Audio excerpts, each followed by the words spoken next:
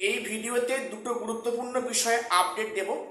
Number one হচ্ছে বিভিন্ন সরকারি দপ্তরে আগের সরকারের আমলে যে সমস্ত কর্মীরা ক্যাজুয়াল বা অস্থায়ী পোস্টে কাজ করত, তাদের কিন্তু পার্মানেন্ট হওয়ার সম্ভাবনা আর থাকছে না বা নেই। কেন বলছি সে নিয়ে ডিসকাস করব। পাশাপাশি বলে রাখি যে যারা ওবিসি আছে তাদের এনসিএল সার্টিফিকেট কি মাস্ট লাগবেই। এই সার্টিফিকেটটা আমরা কোত্থেকে পাবো, কোথায় অ্যাপ্লাই করব, এবং যাদের এনসিএল সার্টিফিকেট থাকবে না তারা কি ওবিসি বলে গণ্য হবে না। এবং আরেকটা বিষয় যে এর ফলে কিন্তু এসসি এসটিতে যেমন সুবিধা হচ্ছে, অসুবিধায় পড়ছে কিন্তু জেনারেল ক্যাটাগরিটা।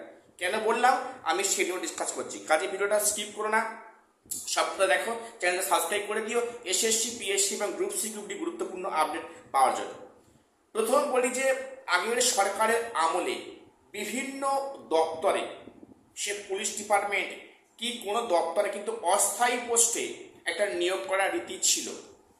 সেখানে নিজেদের পকেটের লোককে টাকা সেখানে সামান্য হয়তো কোথাও অর্থের বিনিময়ে তাদেরকে একটা অস্থায়ী পোস্টে ঢুকিয়েছে, একটাই উদ্দেশ্য যে পরে কিন্তু এটা পার্মানেন্ট হয়ে যাবে। সে শিক্ষাক্ষেত্রেও আছে, পুলিশ ডিপার্টমেন্টের সব ক্ষেত্রে আছে।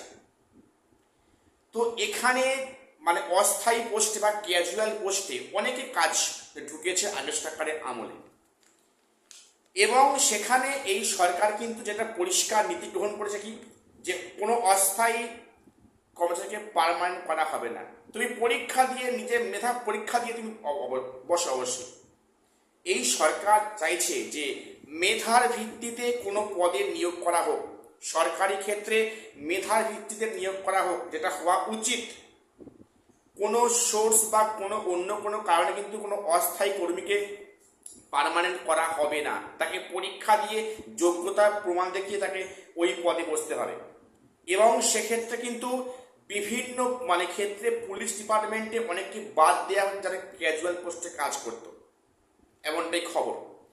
কাজেই বিভিন্ন দপ্তরে যারা ক্যাজুয়াল পোস্টে সামান্য অর্থের বিনিময়ে কাজ করতো তাদের কিন্তু পার্মানেন্ট হওয়ার সম্ভাবনা আর থাকছে না, পুরোপুরি বিলীন হয়ে যাচ্ছে। এই সরকারের একটাই নীতি যে পরীক্ষা দাও, পরীক্ষা দিয়ে পাস করো, তুমি সেখানে সেই পদে আসীন হও। এটাই তো হওয়া উচিত, তাই না? তো খুব ভালো। এবার যেটা বলবো যে এনসিএল সার্টিফিকেট কি ওবিসিদের লাগবেই। দেখো গত কয়েকদিন আগে যেটা ঘোষণা করেছে যে এনসিএল নন ক্রিমিলিয়ার সার্টিফিকেট কিন্তু লাগবে। যারা ওবিসি সার্টিফিকেট হোল্ডার আছো, যাদের অনেকে কিন্তু সেখানে বাৎসরিক আয় প্রায় 6 লক্ষ টাকারও বেশি, এবং তাদেরকে এবং প্রত্যেককে ওবিসি যারা ক্যাটাগরি হোল্ডার আছো প্রত্যেক কিন্তু সেখানে এনসিএল নন ক্রিমিলিয়ার সার্টিফিকেটটা মাস্ট লাগবেই। এটা প্রত্যেককে এটা করতে হবে। তো এইবারে বলি এনসিএল সার্টিফিকেটটা কোথায় অ্যাভেলেবেল পাওয়া যাচ্ছে।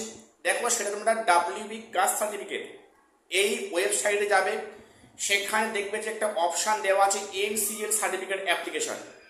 সেখানে কিন্তু এনসিএল সার্টিফিকেটটা অ্যাপ্লাই করার নিয়ম আছে বা করা যায়, ওখানে অ্যাপ্লাই প্রসেস আছে। প্রত্যেককে ডাব্লিউবি কাস্ট সার্টিফিকেটে ভিজিট করে দেখে নিও, ওখানে কিন্তু অপশান আছে এনসিএল সার্টিফিকেট অ্যাপ্লাই করার জন্য। এই সার্টিফিকেট কিন্তু প্রত্যেককে লাগবে এর পরবর্তী ক্ষেত্রে, কারণ সেখানে অনেক ভুয়ো ওবিসি ক্যাটাগরি হোল্ডার আছে যারা কিন্তু যাদের বাৎসরিক আয় কিন্তু 6 লক্ষ টাকার বেশি।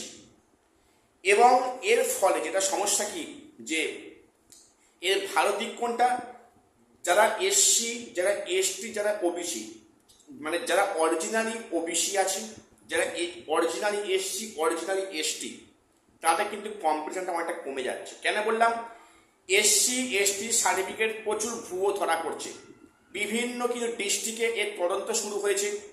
এর ফলে কিন্তু প্রচুর সংখ্যক ক্যান্ডিডেট বাদ পড়ছে যারা সার্টিফিকেট হোল্ডার ছিল, এবং সেক্ষেত্রে অনেকে স্বীকার করছে যে হ্যাঁ তাদের ভুল হয়েছে।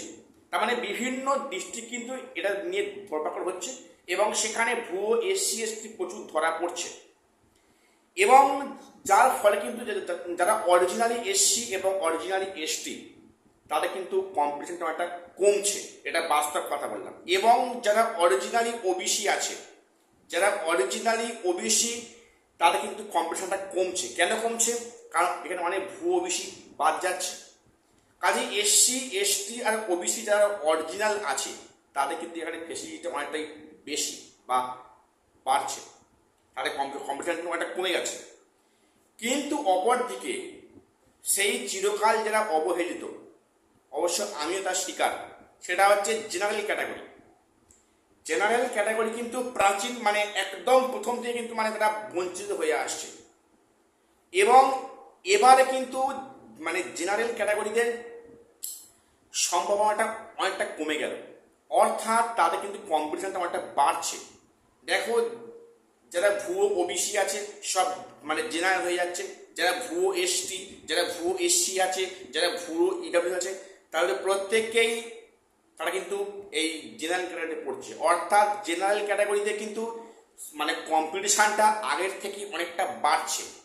দেখো, সত্যিকার বলতে জেনারেল কিন্তু মানে অনেক তারা কিন্তু বিভিন্ন পরীক্ষাতে অবহেলিত হচ্ছে, কাট অফ হাই যাচ্ছে।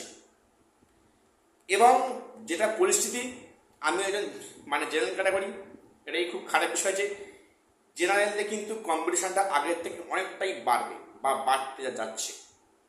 এবং ইডাব্লিউএস যারা আছে তাদের কম্পিটিশানটা বাড়ছে, কারণ সেখানে ওবিসি বি ক্যাটাগরি কিন্তু অনেকেই এবারে ইডাব্লিউএস জন্য অ্যাপ্লাই করবে, বিশেষ করে ওই লিস্ট থেকে যারা বাদ গিয়েছে ওবিসি আছে, যাদের মাসিক ইনকাম বা বার্ষিক ইনকাম কম, তারা কিন্তু অবশ্যই যাবে ইডাব্লিউএস সার্টিফিকেটে।